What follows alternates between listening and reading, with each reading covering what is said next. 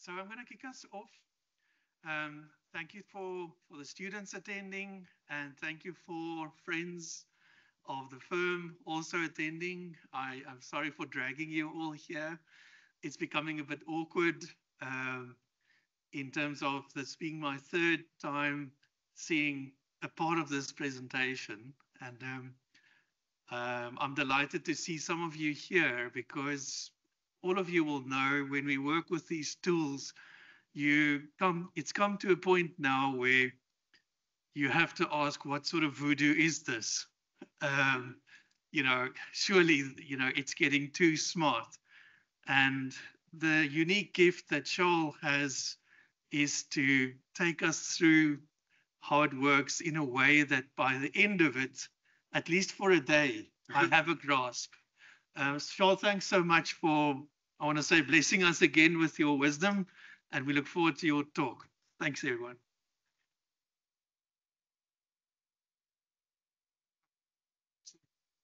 So we will now just quickly get everything up and running again.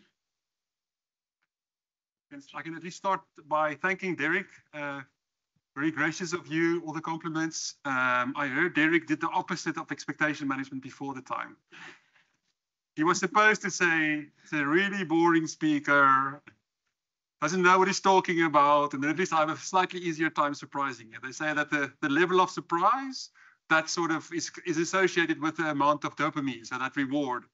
So I have to work extra hard. I hope I can give you some dopamine at least, but we'll see what happens. Okay, so this talk is titled Generative AI from the Ground Up. It used to be Generative AI Practitioner's View. We started in 2023 when it was still new, and at most occasions where I asked folks, who has used ChatGPT, what is ChatGPT, and like who has never used a chatbot like this before, and most hands would go up.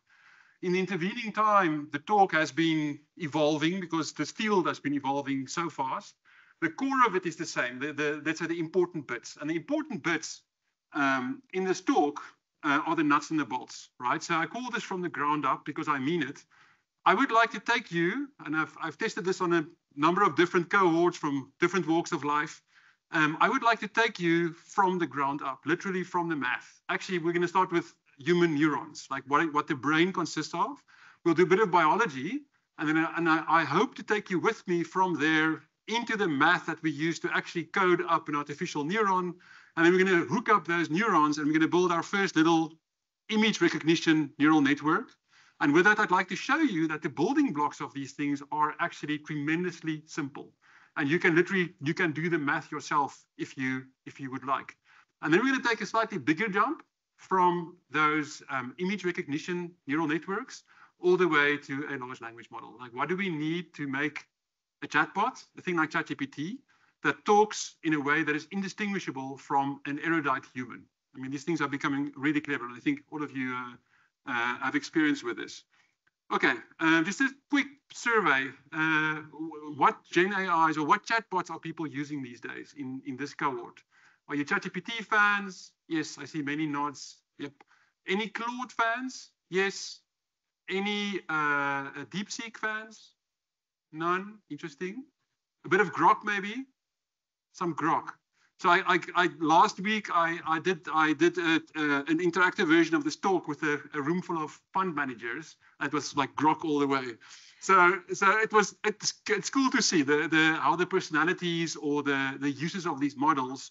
It's becoming almost like a fashion item. You're like, what AI are you using? So okay, but thank you. Is there anyone here who's not used any of these?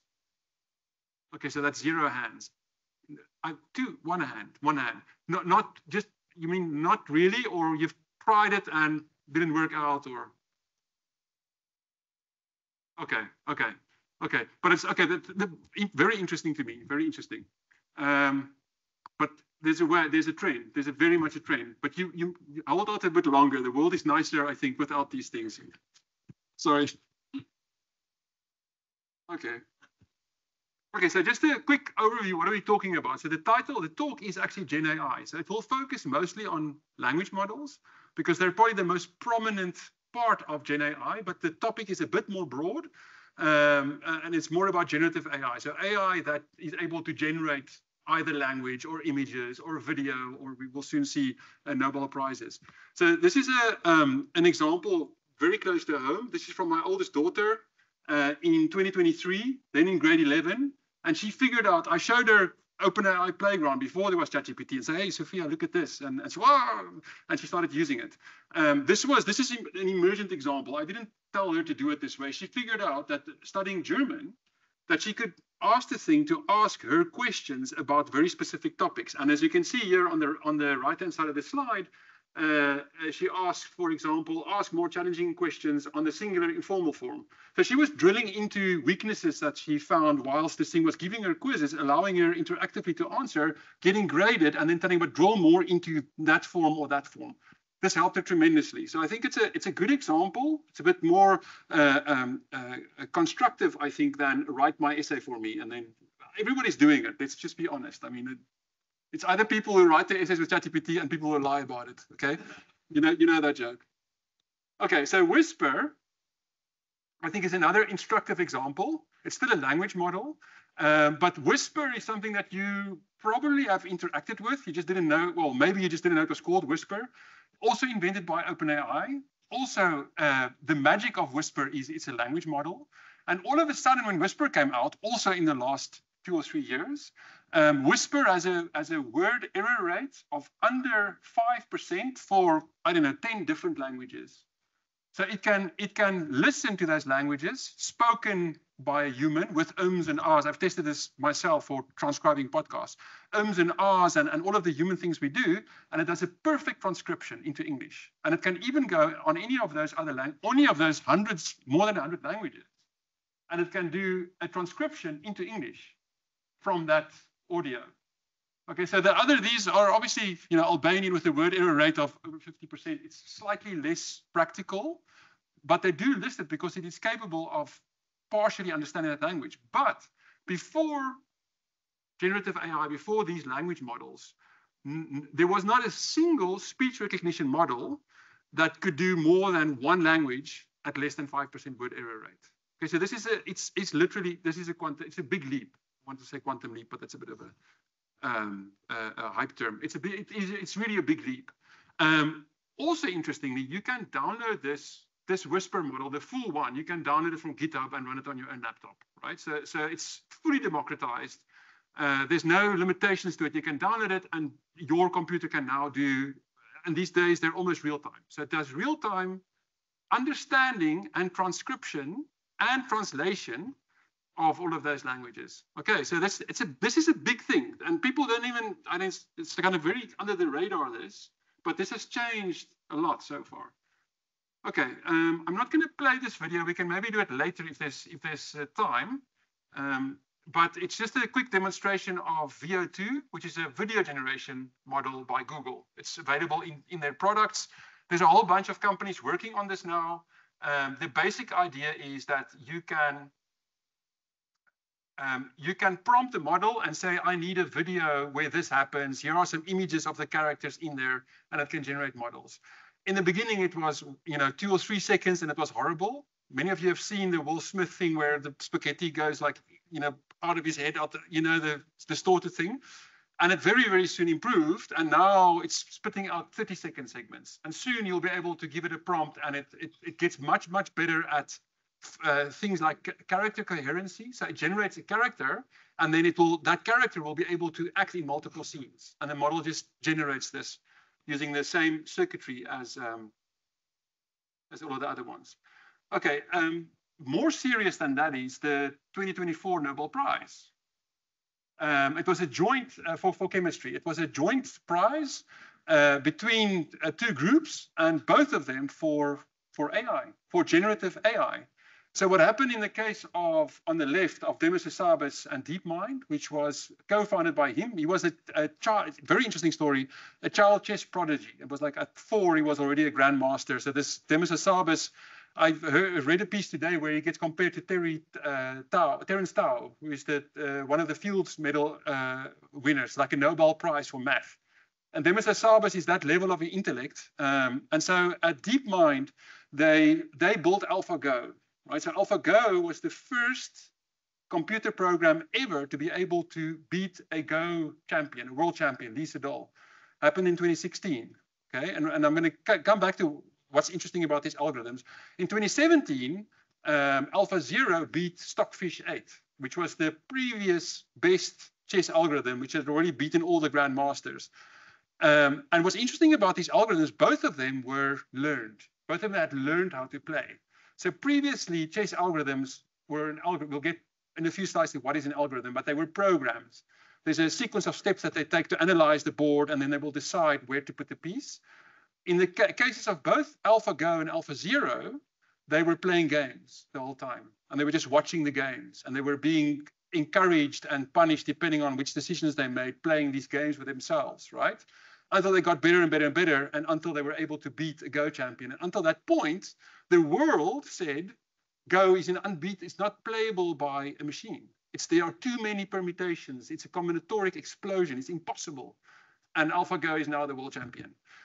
What's also interesting with that chess game is that at one point, the AlphaZero made a move, and all of the chess experts monitoring the game said, but that's suicide. This can't be. This is illogical. It makes no sense. And then 20 moves later, it was checkmate. It beat Stockfish. So the alien, it was the reason why the chess experts did not recognize the move is it did not adhere to, it was legal, it did not adhere to any of the kind of, let's say, current wisdom amongst the grandmasters. So it's just interesting that this computer program discovered something which is entirely legal in the confines of the rules of that game that no human ever before had investigated, and it was able to play that to a checkmate. Okay, so this is very interesting. Okay, but let's continue. So Demis Hassabis, DeepMind, so they beat Go, they beat chess, and what they did then is they solved, well, basically solved the protein folding problem, right? So protein folding, I'll explain it very shortly. Amino acids, remember those, ATCG, and they go in long chains, and then they make proteins, right? But that protein can only fold in certain ways. It's a three-dimensional structure, and that sequence can, depending on the sequence of amino acids, will only fold in a certain way. And for the longest time, it was a life's work to figure out how one protein could fold. Okay, so, and now AlphaFold 2, and what started with AlphaFold 2, has done, I think, 200 million proteins. Okay, so it calculated all of them. So it's basically cracked that problem. What this means is that all of a sudden, we have access to that many millions of possibly viable proteins. And proteins, they can be, well, I think will feature possibly in your study as well, in law, the IP behind protein design and what proteins can do.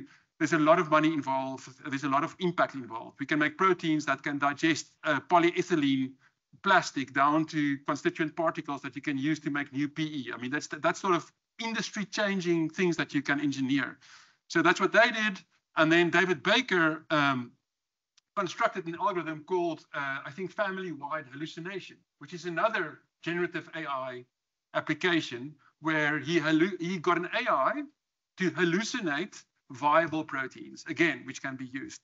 So interesting, that's big impact. So both of these groups won a Nobel Prize for this work. And both of it is, as you can see, it's kind of intrinsically dependent on the use of generative AI. There was no other way for them to do this work. Okay, so to summarize, we've seen some examples outside of chatbots. So now we just quickly define what is generative AI. So this is when usually neural networks are used to identify structures and patterns inherent in data or in examples that they see, and then to use those structures and patterns to generate, and this is a contentious point because sometimes they generate examples that look exactly like their training examples, but by design, they generate, it's creative work. So they generate new examples of these things. And for example, the protein folding problem, that's a resounding example of it's all new. There's no copying happening there. We didn't have that information ever before. So it's figured that out from the patterns and structures in a bunch of existing protein sequences that it was trained on. And then it figured out these millions of new proteins that we've never figured out before. Okay, so what's very important, this will come back in the rest of the talk, is that previously we always had to use labeled data. So we needed data to train AIs and neural networks. We needed examples, many examples, and then a human usually had to say correct, incorrect, correct, incorrect, or class A, B, C, or D, or E. And then you would teach the AI to say A, B, C, D, or E. But you needed those labels.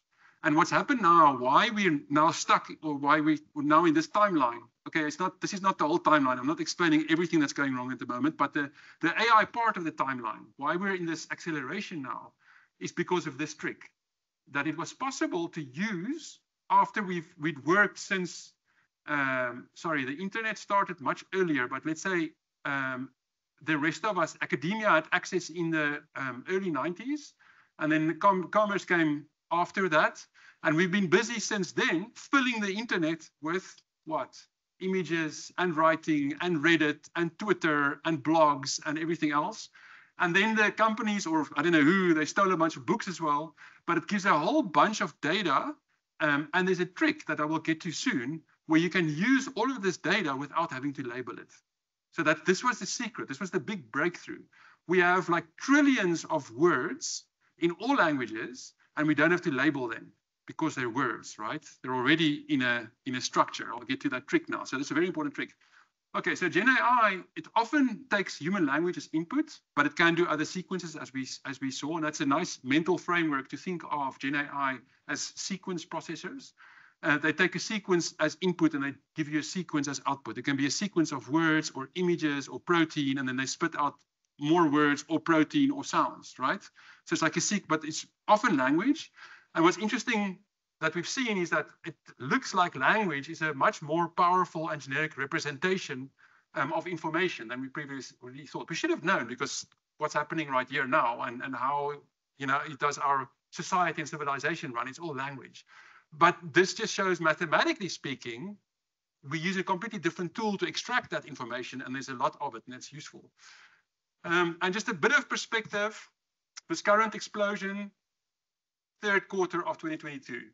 That's when ChatGPT, the first one, was born. So not many people knew about it, but that was the start, and then things just went crazy. I mean, it started going really quickly.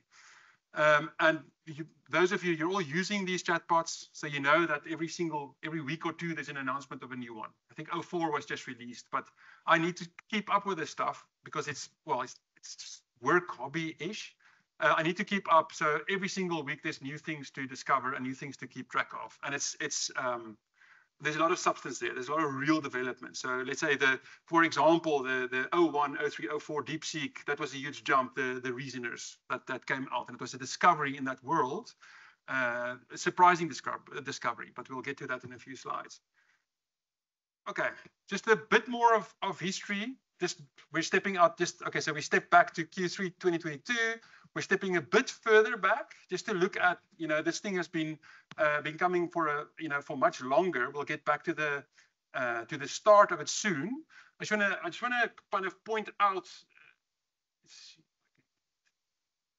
So this paper over here, this 2017 paper, that's the Google paper that started the current AI movement, or the AI stage that we're in.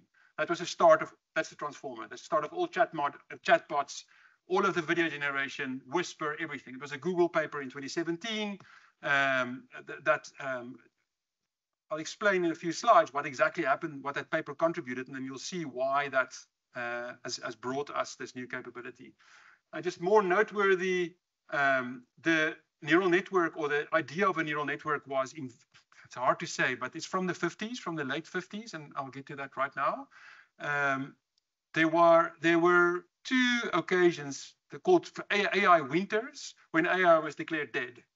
So the first one was in this 1974, 1980 period, and the second one was in the late 80s to early 90s, when people just gave up and said it costs too much money, it's never ever going to work, it's a nice mathematical construct, but it's not practical, and they completely stopped.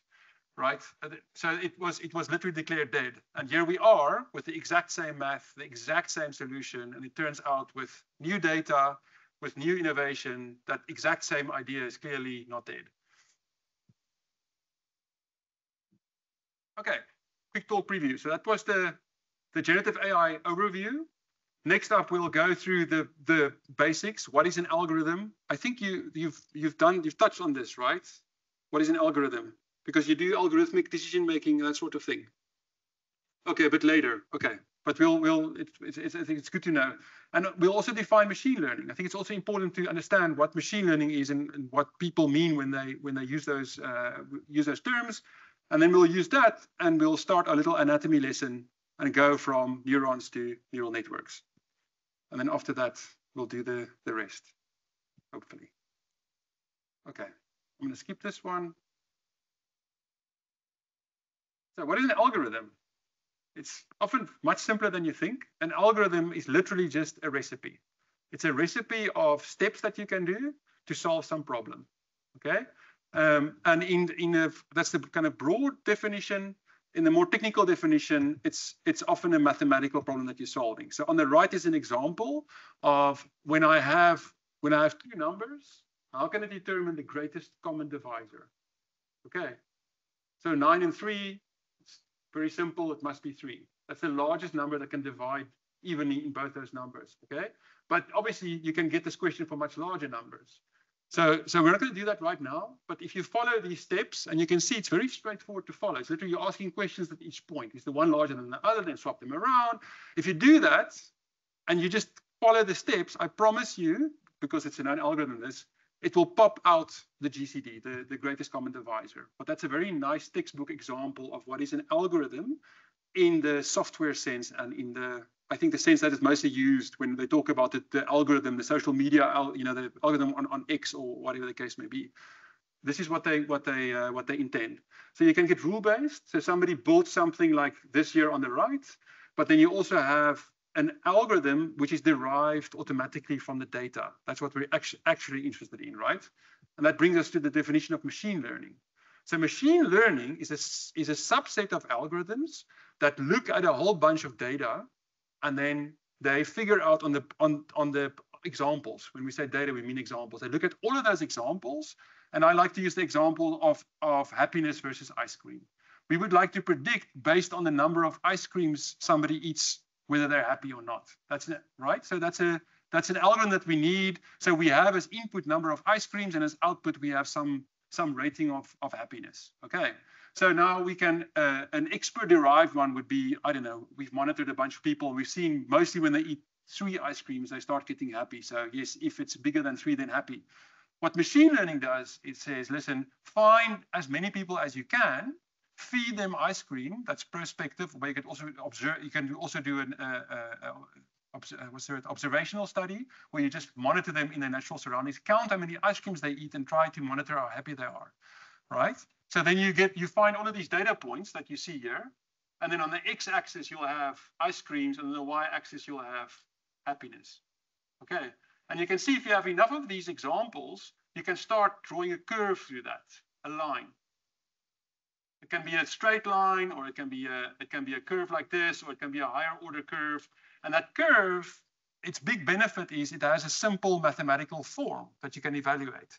So the next time somebody asks you how happy is someone based on the number of ice creams, you plug that number into the formula, and then the formula will predict for you how happy is that person. And that's machine learning, literally. That's how all machine learning works.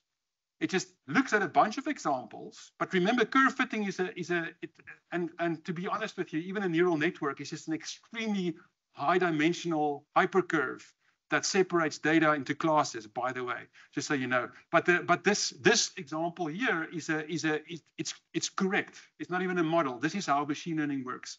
Get enough examples, decide which curve to fit. And there's a whole science behind that. But once you have the curve, you can now predict from new samples, new individuals, or new examples that you have never seen before. You can predict an answer. Okay, so for example, in risk prediction, for loans and things like that, they basically have a giant decision tree, and they feed in age and family status and so forth, and their risk number pops out, and then they decide if this person, if it's a risky loan or not. But it's exactly the same, right? So initially you had experts, but now you have a whole lot of historic data that you can look at. And that's generally, if you have enough data, if you have like 100,000 customers and you have their loan history over, and defaulting history over enough time, you can generally make a much better machine learning model than you can by asking an expert, because an expert is going to do a bunch of subjective, their biases. Algorithms can also have biases depending on the data, but if it's easier to be careful there and get an unbiased algorithm. Okay. Any questions? Yes.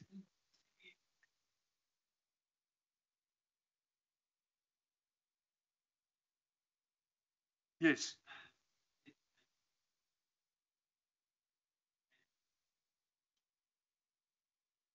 Okay. The question is, you can keep on feeding data back into the algorithm. So you can, obviously in practice, it's a very good question because it's a subtle thing. You can keep on feeding it new data and updating your model, and it will get better. It generally gets better if you didn't have enough data to start with. But it's a tricky thing because you have to watch model drift and make sure, because when you do your initial training, you can generally check.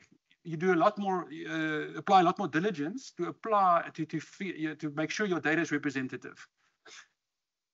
But you can absolutely do that, and there are ways of doing that in practice, but it has to be, you have to be careful.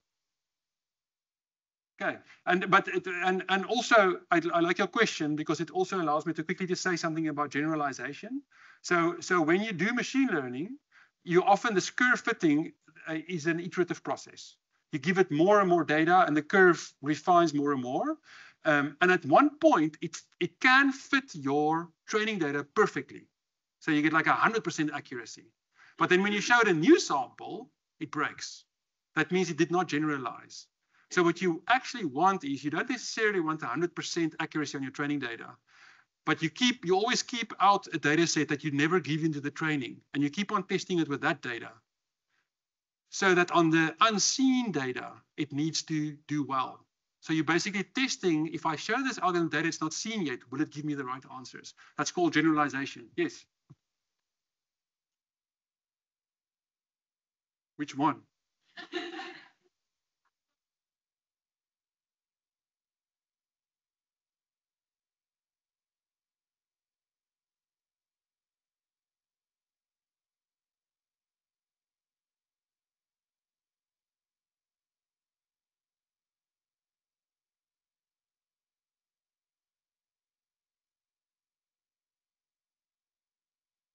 Both. It's hard to say. I didn't follow that, so I didn't dig into it. But you can break a model or make a bad model by bad training. It essentially comes down to that if your training data set does not cover the full distribution, statistical distribution of what you see in practice, you're going to get out of distribution errors. So in an ideal case, you have a bunch of samples, and if you look statistically at those samples, you can, by various means, you can say that your real population always falls within those stats. So it can be the model, it can be the training data. Yeah, that's the only two things really. Yeah. Okay, just a bit more of information. This is more for, I don't know, showing off your knowledge at cocktail parties. And just knowing that machine learning broadly we classify into supervised, and see it's relevant. Supervised means you add labels. So you could tell the model right, wrong, or ABC, or high risk or low risk. Unsupervised, you don't have any labels. And it sounds like, why would I want to do that? But you can give one of these models a ton of data, and you can tell it to cluster. So you can give it people data, demographics, and then you can cluster those people, and it will try to find groups. But then you have to retroactively look, but why did these people fall into these groups? I think maybe a more benign example is recommender systems. Like when you go on YouTube Music or Netflix or Spotify, I don't know what's hip these days. I think Spotify, I would guess, yes. So there's a whole science behind recommenders, but there's a super simple trick. Like if Derek listens to these, 8 different artists, and I listen to these other 10, but we have an overlap of 6 artists. It says, well, Derek and Charles, they sort of like the same music. Then it recommends his artists, which I have not listened to yet, to me. You understand? And I go, oh, this is great music. So what's implicitly happened, it has grouped me and Derek together due to our overlap because it thinks we're similar. Right, so that's unsupervised learning, and it's a very sneaky form of clustering. But I think it's a nice example. It just illustrates what you can do with unsupervised. Okay, and then we have reinforcement learning, which is very important. This is it's a technique where you can take, for example, an AI and teach, well, the RL is what's used for AlphaGo, and it's what was used for AlphaZero. So that's the technique that you use to have it play a game, and you can't just, punish it for right or wrong. You have to be more subtle in your encouragement and your punishment of what it does during that game. And RL is the science behind that. So these are the 3 main classes, and it gets further divided down. But if you remember this, you'll be really impressive at any nerd cocktail parties. I can guarantee you this. Okay. We'll get there. Okay. The neuron. Who knows it? Everybody knows the neuron, right? Yep, I see some nods. Kinda. Super interesting to think about, and ironic, of course. But yeah, so a neuron, which top left there, and there's about 100 billion of these in the average human brain, and then there's about 100 to 500 trillion connections between those neurons. So each neuron talks to a few thousand other neurons. It's connected to it. Okay, and how that happens is, the neurons are some of the only cells in biology that are this asymmetric. The cell is normally a bit symmetric, right? It can go in all directions. A neuron always has this tail, the axon, on the one end, and that can be very long. So there are neurons in your spine, and they can be a single cell can be up to 1 meter long, right? So this is where all your signals run. This is how you feel. This is how you walk. This is how you see. Everything that has to do with either sensing or acting is all, it runs over your neural wiring. So you're fully wired up and down to your little tippy toes. Okay, so and those neurons, they all consist, well, they all obviously look the same. They have the cell body, the normal good old cell body with a little nucleus inside there. And then they have the dendrites, the short little receivers, as it were, and they have the axon, the long tail.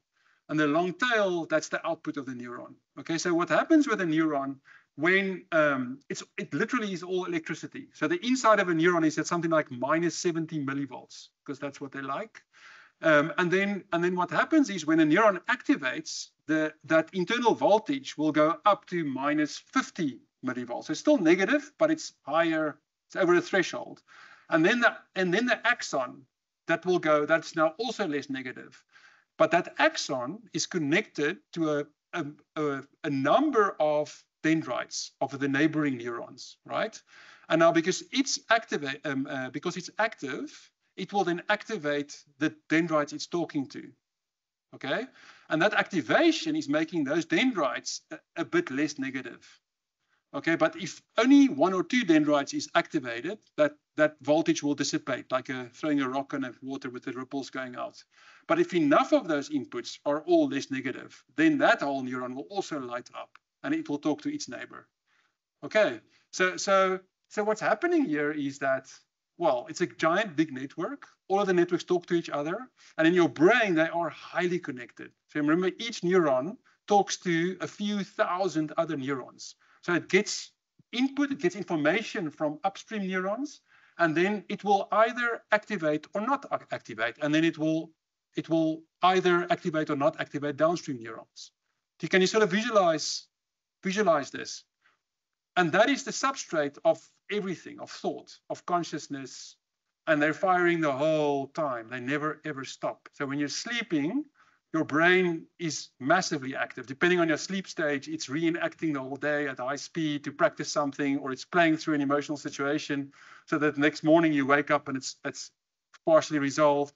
And that's all electrical activity the whole time. There's a bit of chemistry between the axon terminal and the input dendrites. So that's where the synapses, that's a synapse, that connection.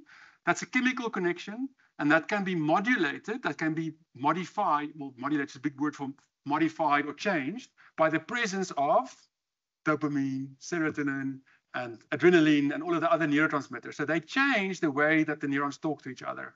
And that's why human brains are actually far more complex than just the 500 to 500 trillion connections, because our chemistry is a time-dependent sloshing around of chemicals. Your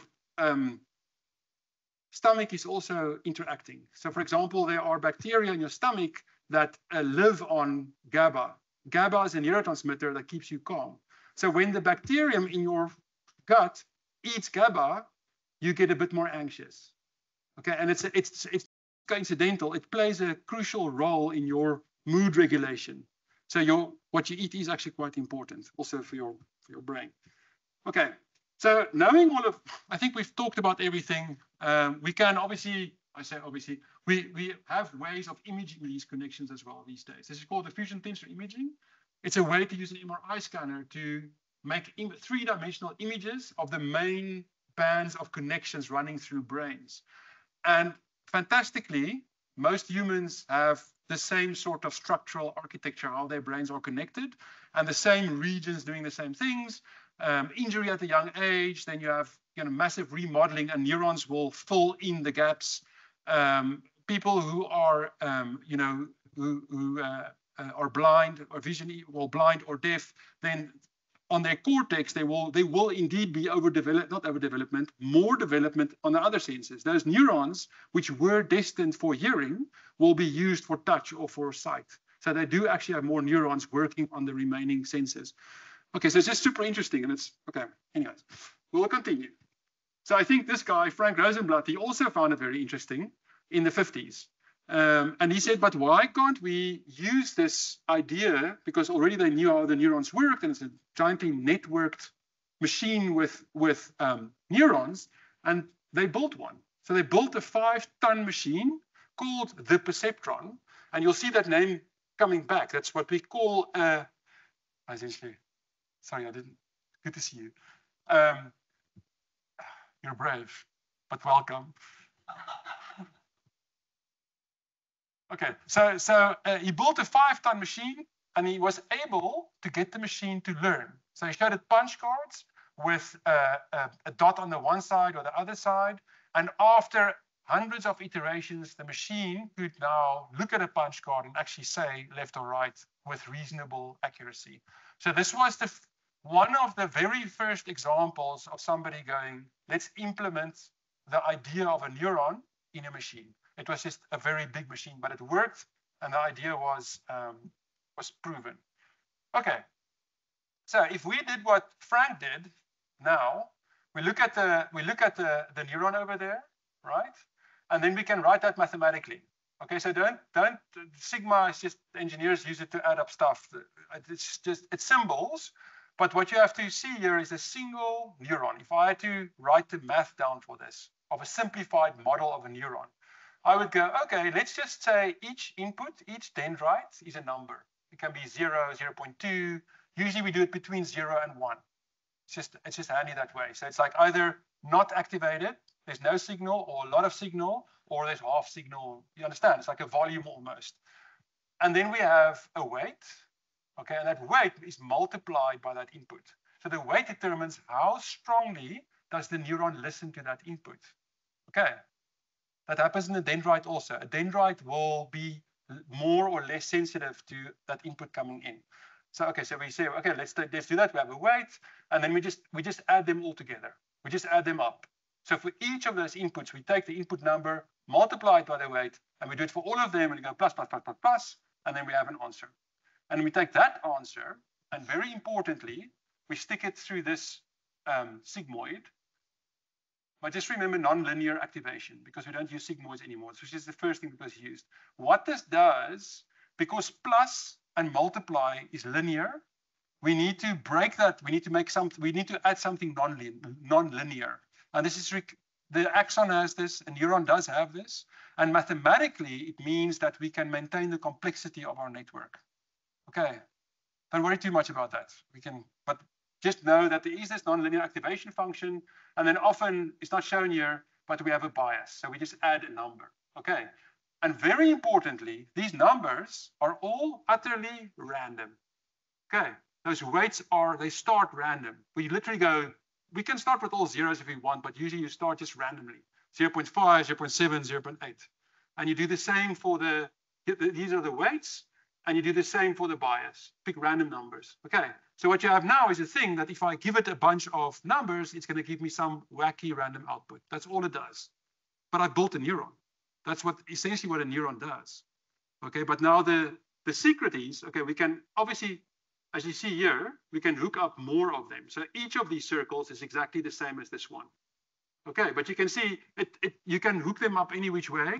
This is called a fully connected network. It just means each neuron is talking to all of its downstream neurons, and it's talking to all of its upstreams. It's getting inputs from all of them, and it's sending its output to all of its downstream neurons. That means fully connected. Okay. Okay, so what I've told you now in words, this is what it looks like in code. Okay, I'm showing you this now because it's the next step. So let's say we want a neural network that can look at a picture of a boot like that and tell us it's a boot. This is quite useful. It's used everywhere. And we'll do exactly what I showed you on the previous slide. We literally take that neuron with the random weights and the random bias. We hook up a whole bunch of them. So because our image is 28 by 28, so it's got a width of 28 pixels and a height of 20. You know what that means, right? I mean, it's just a photo, but it's a very small, tiny, low resolution one. And we're going to give each of those pixels, we're going to translate into a floating point number between 0 and 1. It's like, is it dark or is it bright? Or is it half bright? You understand? Okay. So, but I've got 28 by 28 of them. So I've got 768 of them in total, of the pixels. So, okay. So I make 768 inputs, right? Those are the numbers. And then in this specific case, but it's almost a free choice, I decide I'm going to take 512 neurons on the input. And each of those neurons will take 768 inputs. So each of them is looking at the whole image, right? Okay. And I do that 512, I wrote it down here, 512, the bias that I add, and then I do another one of 512, and then more adds, and then I bring it back down to 10. It's just, remember, I'm taking the exact same neuron I showed you, and I'm just hooking them all, I'm connecting them all, okay? But now, I've got 669,000 connections, meaning I've got 669,000 random weights. Remember, that's completely random. So what happens now, I've built a thing that I can give it a picture, any picture of 28 by 28, and it's going to give me, I think these are 9 random output numbers. It's 10, it's 10, okay. You understand that, right? I've not done anything yet. I've literally only made a thing that I can show an image to, and it can give me 10 numbers. Okay. But if I show it the same image, it's going to give me the exact same 10 numbers, which is interesting. Okay. So then I need to go back to history just quite quickly. As recently as 1986, it looks like, in Nature, Geoff Hinton, which is one of the 3 Turing Award winners for deep learning, they're kind of called I should say, the parental units of modern AI. Schmid-Huber should probably also be there. But Geoff Hinton did a lot of work, but some of the important work that it did was, okay, but I've got these random weights. I show my network a picture of a boot and it gives me random numbers. And it's intriguing that if I give it the same boot, it gives me the same numbers. Can't I use that somehow? How can I get it to maybe look at another picture of a boot and then maybe give similar numbers because it's also a boot, right? And that's why they came up with backpropagation. So they said, listen, backpropagation is a technique whereby I can go and show my network a picture of a boot. And then I decide, you know what, of these 10 numbers, the 10th one is the one I want to light up, to activate when I see a boot, okay? So I show it the boot, it's random, it's going to give me random 10 numbers. But now I can say, you gave me random numbers, I'm going to subtract what you should have given me, which is all zeros and a 1. You get that, right? It's a boot because the 10th input is high. That's the subtraction of those two is the difference between the answer I wanted and the answer I got from my random network. That's the error. Then I use this math. I plug in the error. I say, listen, my random network gave me this error. then this algorithm very elegantly figures out how must I adjust each of those 669,000 weights to not give such a big error anymore. Do you get that? Okay. So backpropagation is based on the idea that because these are all standard operations, I can do a thing called, I can calculate, or I can use the chain rule to calculate the derivative, and I can then calculate where am I on my error landscape? How far am I from my true answer? And then I can calculate very elegantly by how much must I, in which direction must I adjust each of my weights to get closer to the correct answer. Doing this once will get you closer by an infinitesimal amount. But doing it a few hundred times gets you a lot closer. So you keep on showing it boots and then t-shirts and everything else, and you decide boots was the 10th output, t-shirts is the first output, sandals is the 5th. You just decide that, remember? It's random, it's giving you random output. You decide to do that, and you know that when you give it a hat, you want, for example, it to be 0, 0, 1, and the rest zeros. So you know how to calculate the error, and you use that error and you take it back and you adjust all the weights. If you do that enough times, you'll see there on the right, the error goes down and down and down. Okay, and at some point you decide you're done when the errors come down enough. And from then on, you can show it new pictures. And if you show it a new picture it's never ever seen before of an ankle boot, guess what will happen? The 10th output will go high. And that's neural networks, literally in a nutshell. That's how they work. You can take this knowledge and you can go program it. And it will, well, this is an example that I was running on my laptop just to show it works. But it literally, before your eyes, you can see the error go down. You can see it adjusting all the weights. And that's how a neural network learns. It only adjusts those random weights that you start with on the inputs of the neurons. Any questions? I see some eyes light up. So that's all. Yes. This is training. Although fine tuning is related to that. So fine tuning is just a form of training where you are more careful about which weights you adjust. So to give an example, I know you're most probably referring to fine tuning in the case of language models, although the idea is the same. But for example, in the case of vision models, we will often take a model that was trained by Google on like a zillion examples, and they make that available. We take that model, we take the neurons, we chop off the last few layers of neurons. We add new neurons because we wanted to do a different task. We wanted to recognize something else, right? So we want the low-level neurons because they've been trained to see. But now we fine-tune it by saying, okay, we're going to do this training process, but we're going to fix the low neurons, and we're going to allow the higher-level neurons to be able to back propagate. Do you understand? That's why it's called fine-tuning, because you're not bulk training the whole thing. You're being careful about what you're adjusting on top of the existing learning of that model. Okay. Oof. Okay. Core idea, neural networks. This is very important. So what you saw now is you saw that if we just wire up all the neurons with each other, fully connected, that already works. But it can work better. Like in the human brain, you also have regions in your brain. The brain connectivity is modular. So you have very densely connected clusters, and then you have long range and short range connections that hook up those clusters, those often functional clusters with each other. It's not that neural networks has just blindly followed biology, but it is a bit biology inspired. And many of the stuff that we know works in brains can be transferred to the math and to the software, and it works quite well. So in neural networks, a huge important part of a working neural network is picking the right architecture. In other words, those weights can learn, but if I know before the time that I can delete some of those connections, right? I have fewer weights, which means I need less data to train. And it also means I can guide the network to do certain functions better. And fortunately, we have a very instructive example, and it's that of the ConvNet. So the ConvNet over here shows you what's happening here is that instead of just blindly hooking up all 28 by 28 pixels, I hook them up in little square clusters. Okay, so 9 by 9, and then 1 pixel on, and then 9 by 9, and 1 pixel on, 9 by 9. Okay, and I only connect those neurons. And what I'm doing is I'm encouraging the network to learn visual features, to learn edges. Okay, so what you see here is a well-known convolution kernel. If I apply this to these input neurons, I get edges. And edges are tremendously useful in interpreting the world. That's how we work also. We have on our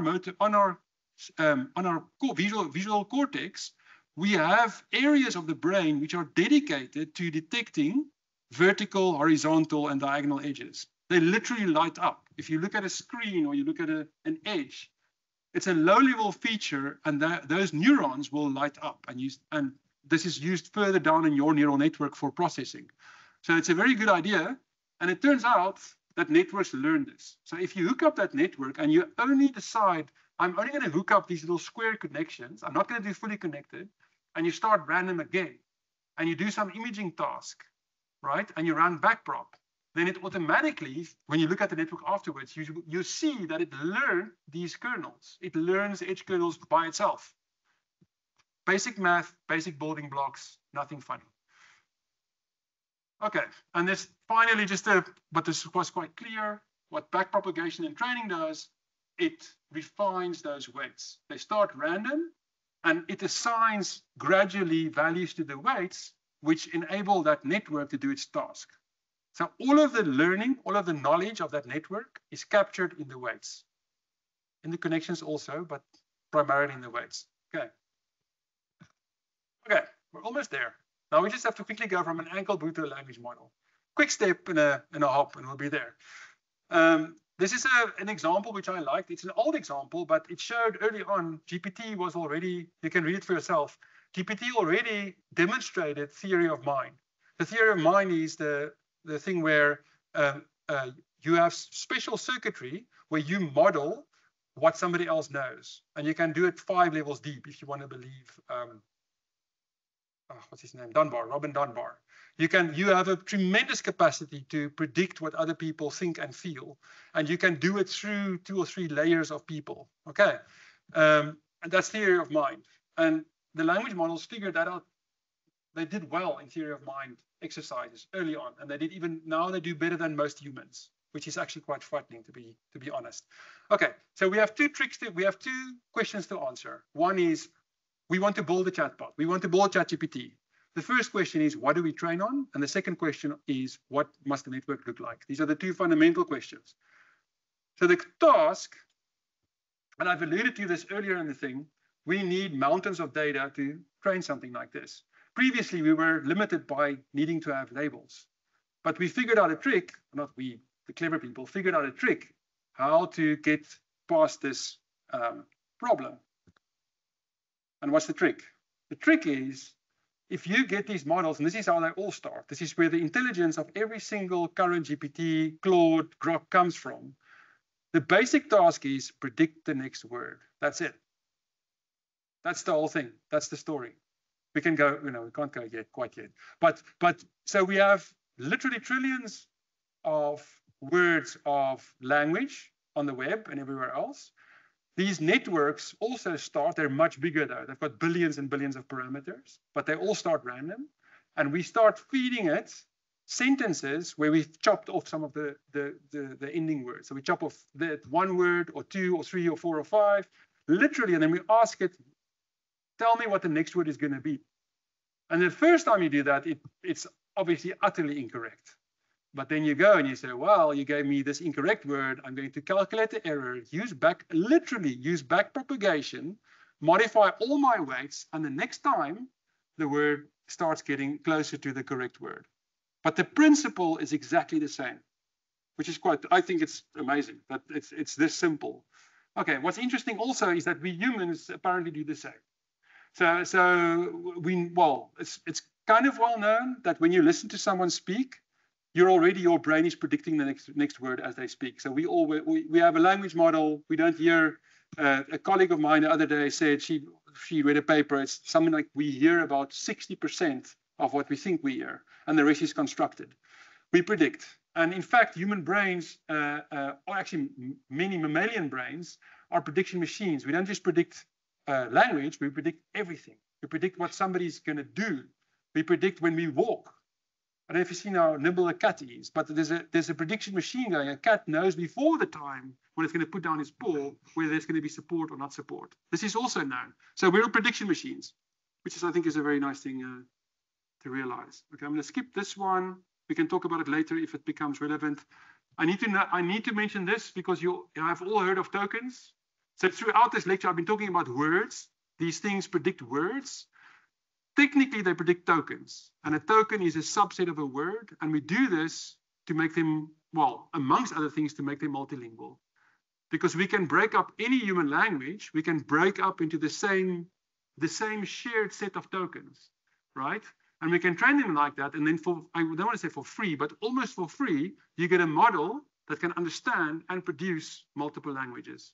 Okay. But for the rest of this talk, think words. They're so similar, and especially English gets preferential treatment in this world due to the amount of training data. So many English words, the whole word becomes a token. Only the very long words get divided up, and other languages are less fortunate. Okay, so we solved that question. The second question is, what must this network look like? So remember, the ConvNet had a convolution kernel, and that encouraged the neurons to learn features in the image. We need something similar for language, and this is a very big jump, and we have very few minutes to get through it, but we'll get through it.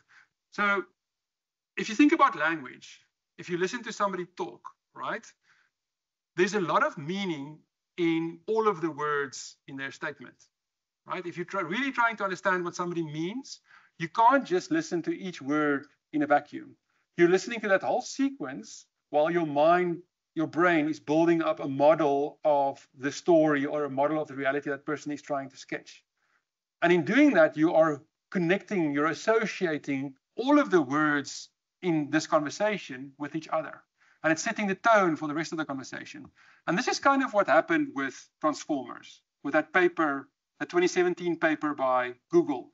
And there's been a recent story that one of the engineers claimed to be inspired by I read the story, but the aliens with a circular language. If no one saw it, it's a bad reference. I'll just continue. But there was apparently a sci-fi. Thank you very much. It's Arrival. Yeah, I read the story. I didn't watch the movie. And one of the engineers claims that was one of the seeds of that 2017 work. And the 2017 work is a big jump on. It is a big jump. So what it essentially does, it said, listen, we do need to set up these neurons so they will learn how all words in a block of text talk to all other words. How do they relate to the other words? And that's exactly what the transformer does. So it will take a word.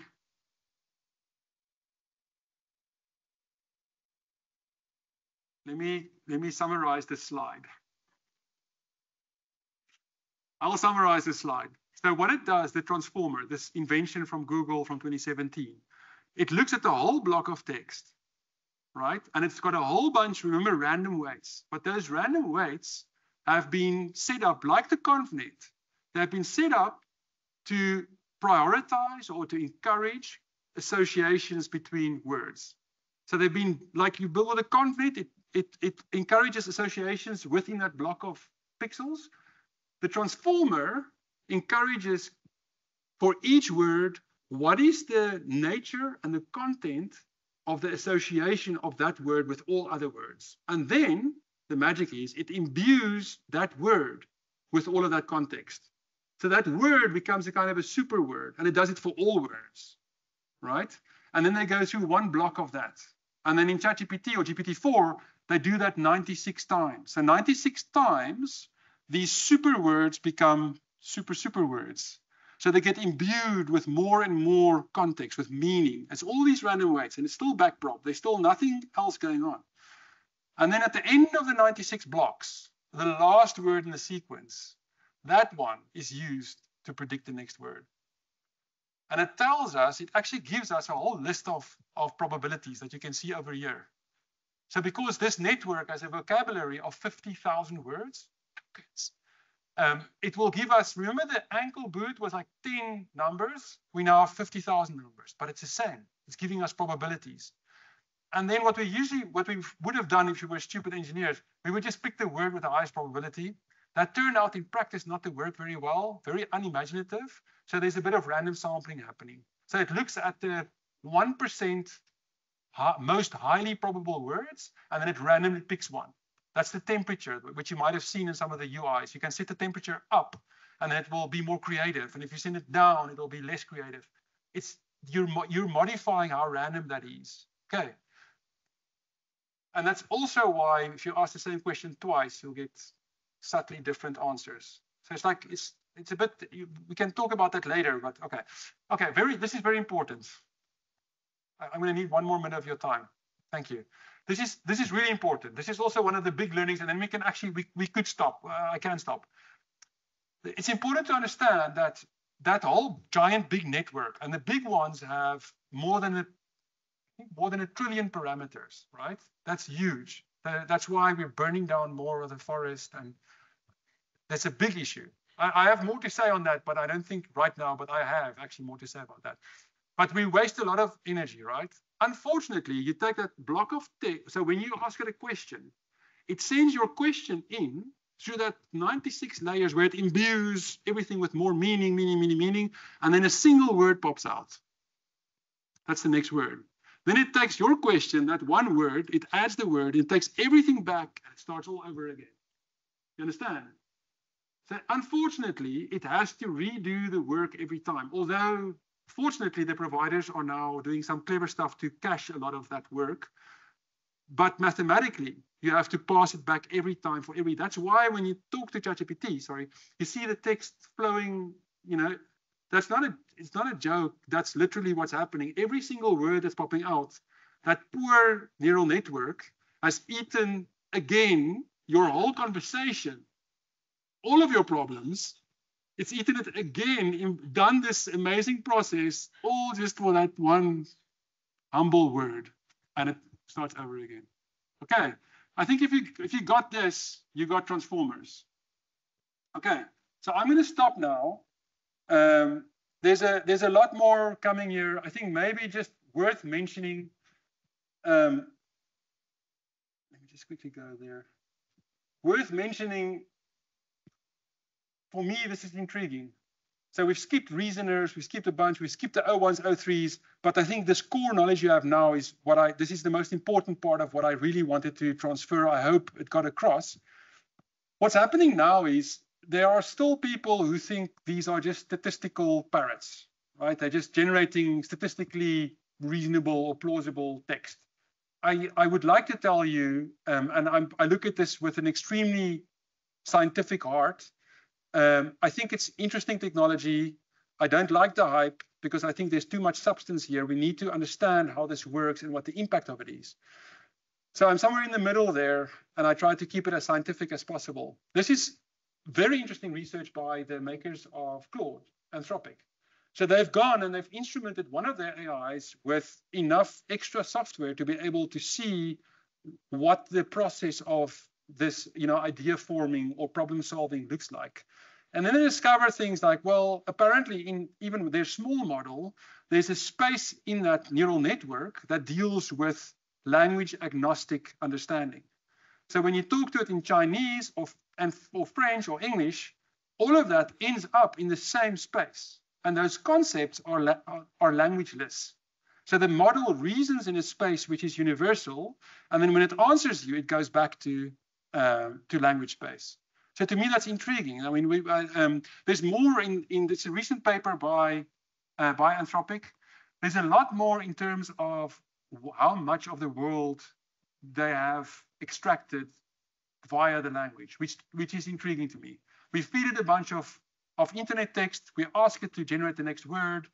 And it really honestly does seem that they are learning more of a model that can explain some of the world that they have seen through that language. I think that's a very intriguing thought.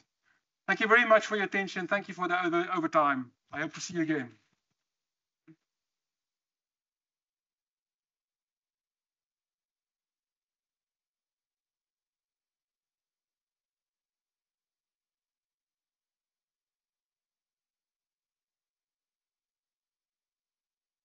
Thanks so much, Charles. I saw on social media or somewhere that Sam Altman complained that if we say please and thank you, it costs him millions of dollars and we should please stop doing it. But then we're in the real world now, so thanks so much. Thank you very much. It's always insightful, and I wish we had more time, and maybe for the real nerds out there, we can get you back in for a second part. But thank you so much. I think breaking it down to the nuts and bolts is really gives us as legal minds a way to get a grip on things and maybe to come up with better policy decisions, laws that speak better to the technology, hopefully technology neutral laws that can have longevity. So all of this is not a wasted effort. You fired up our neurons. I think I ran out of tokens somewhere to the end, but I'll give it a go. Thanks so much. Thank you very much. Thank you. Thank you.